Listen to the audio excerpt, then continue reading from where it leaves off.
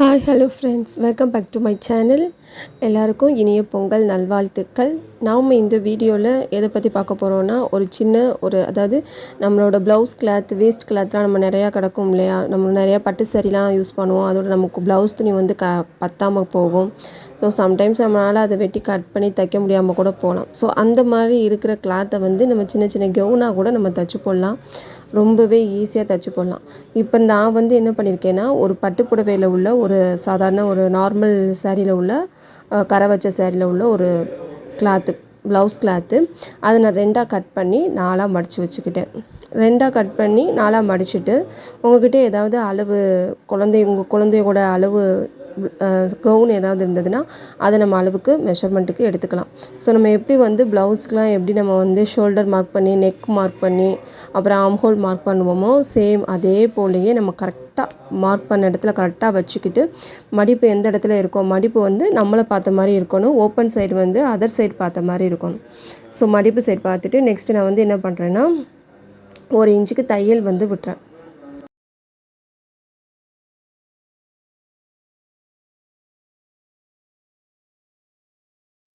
So தையல் விட்டதுக்கப்புறமா, அதாவது 1 இன்ச்சுக்கு வந்து மேலே ஷோல்டருக்கு அடிப்போம் இல்லையா, ஸோ அது வந்து 1 இன்ச் விட்டுக்கோங்க. உங்களுக்கு கிளாத் வந்து கரெக்டாக இருக்குது அப்படின்னா 1/2 இன்ச் கூட நமக்கு போதும்.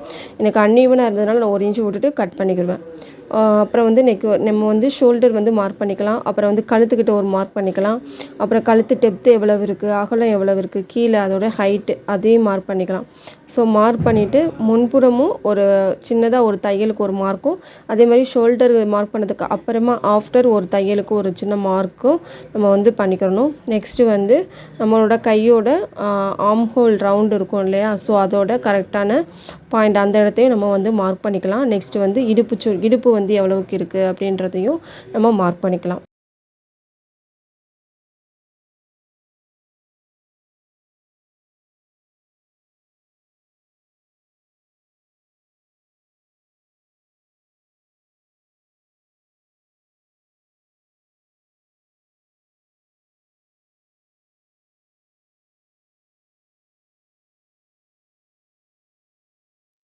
ஸோ இடுப்பு மார்க் பண்ணிட்டோம் இல்லையா, அந்த இடத்துல கரெக்டாக நேராக நம்ம இப்போ வந்து நான் மார்க் பண்ணி காமிச்சிருக்கேன், அந்த இடத்துல கட் பண்ணி எடுத்துடலாம்.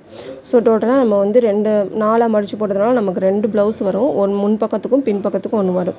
ஸோ இதில் நம்ம வந்து லைனிங் கிளாத்தை வந்து ஃபுல்லாக வெட்டி அதில் இதை வந்து ஸ்டிச் பண்ணிடலாம். ஸ்டிச் பண்ணிவிட்டு கட் பண்ணிவிட்டு இதை அப்படியே நம்ம திருப்பி விட்டுடலாம். நம்ம வந்து துணி கொடுத்தோ எதுக்குமே கழுத்துக்கும் சரி ஆம் ஹோலுக்கும் சரி நம்ம வந்து எந்த ஒரு துணியும் கொடுத்து தைச்சிட்டு அந்த மாதிரி வேலையே வேணாம்.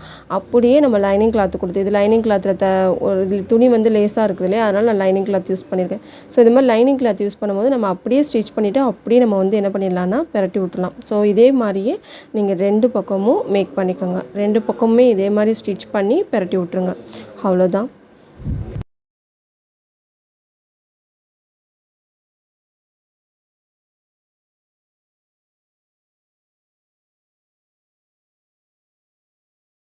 ஸோ நல்லா பெரட்டி விட்டுட்டு நீங்கள் வந்து என்ன பண்ணுங்கள், நல்லா மார்க் பண்ணி கையை வச்சு அதுக்கு ஒரு அழுத்தம் கொடுத்து நல்லா நீட்டாக அதை வந்து ஃபிக்ஸ் பண்ணிவிட்டு நெக்ஸ்ட்டு அது மேலே ஒரு ஸ்டிச்சிங் அமுக்கு தையல்னு சொல்லுவோம் இல்லையா, அந்த மாதிரி சுற்றி ஒரு தையல் மட்டும் போட்டுருங்க.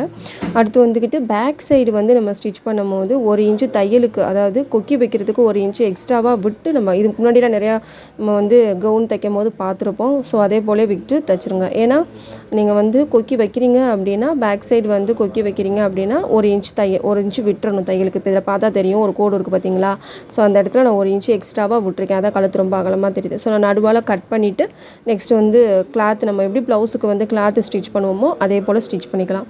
இல்லை அப்படின்னு எனக்கு வேணாம் அப்படின்னு நீங்கள் நினச்சாலும் நம்ம அப்படியே கழுத்து வழியாக விட்டு கூட நம்ம வந்து குழந்தைங்களுக்கு வந்து மாட்டி விட்டுக்கலாம். ஸோ எல்லாமே நம்ம வந்து ஒரு அமுக்கு தையல் போட்டு ஸ்டிச் பண்ணிக்கலாம்.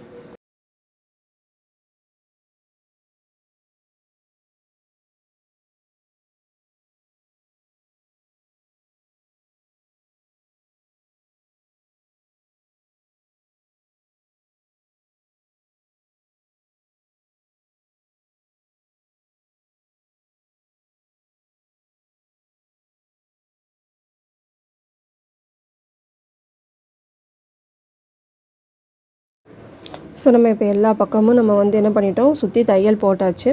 இதுக்கப்புறமா அந்த மிச்ச கிளாத் நம்ம வந்து பாடி கிளாத் வெட்டினது போக கீழே மிச்ச கிளாத் இருக்கும் நம்ம வந்து கவுனுக்கு.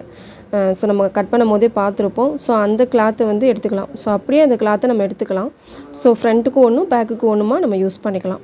ஸோ இப்போ யூஸ் பண்ணிட்டு இப்போ நம்ம வந்து என்ன பண்ணலான்னா நம்ம மிஷினில் வந்துக்கிட்டு பெரிய தையல் போடுவோம் இல்லையா, அந்த தையலில் நம்மளோட ரெகுலேட்டரை வந்து நல்லா மேலே ஏற்றி விட்டுட்டு ஒரு தையல் போட்டுருங்க அந்த கிளாத்தில்.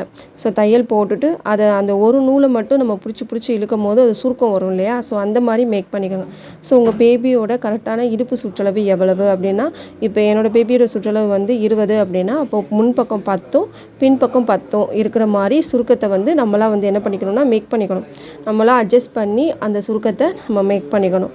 ஓகேவா? இப்போ பாருங்களேன், அந்த ஒரு நூலை மட்டும் எடுத்துகிட்டு ஒரு நூலை வச்சு பிடிச்சி இழுக்கும் போது நமக்கு அந்த அழகாக சுருக்கம் வரும். நம்ம ரொம்பவே கொஞ்சம் இந்த ஒர்க்கு பண்ணும்போது கொஞ்சம் நம்ம அந்த நூல் அந்துடாமல் பார்த்துக்கணும். அப்படி அந்துருச்சுன்னா நமக்கு அந்த சுருக்கம் போயிடும். ஸோ இந்த மாதிரி நம்ம மேக் பண்ணிக்கலாம். இதோட அளவு வந்து இப்போ என்னோடய பேபிக்கு வந்து இடுப்பு சுற்றளவு 20னா நான் வந்து ஃபஸ்ட்டு இது ஒரு கிளாத்து, இன்னொரு கிளாத் 2 கிளாத் இருக்கு இல்லையா, ஸோ இந்த கிளாத்தில் வந்து 10 இன்ச்சும் அந்த கிளாத்தில் வந்து 10 இன்ச்சும். ஸோ இடுப்பு சுற்றளவு ப்ளஸ் ஸ்டிச்சிங்க்கு 1 இன்ச்சோ இல்லை 1/2 இன்ச்சோ நம்ம விட்டுக்கணும்.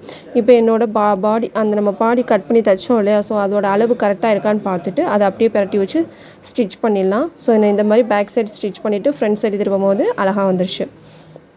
ஓகே, இதே போல் நம்ம 2 இதையும் ஸ்டிச் பண்ணி ஷோல்டரும் நீங்கள் அதே போல் ஜாயின் பண்ணிக்கோங்க. ப்ளவுஸ்க்கு ஸ்டிச் பண்ணுற மாதிரியோ இல்லை நார்மலாகவோ நீங்கள் வந்து பேக் சைடு ஷோல்டர் வந்து ஜாயின் பண்ணிக்கோங்க. அதே மாதிரி பேக் சைடு உங்களுக்கு ஓப்பன் வேணும்னா பேக் சைடு கட் பண்ணிவிட்டு கிளாத் வச்சு கூட நீங்கள் வந்து ஸ்டிச் பண்ணிக்கலாம். இப்போ இந்த 2 பக்கமுமே நம்ம வந்து என்ன பண்ணிக்கலாம்னா அட்டாச் பண்ணிட்டுலாம்.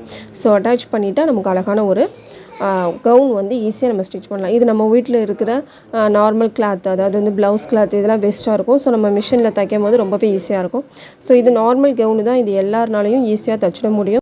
நெக்ஸ்ட்டு வந்து இன்னொரு கிளாத்து, அதாவது இதுவுமே வந்து ப்ளவுஸில் உள்ள ஒரு கிளாத்து தான், பட்டு சேலையில் உள்ள ஒரு பட்டு ப்ளவுஸு தான்.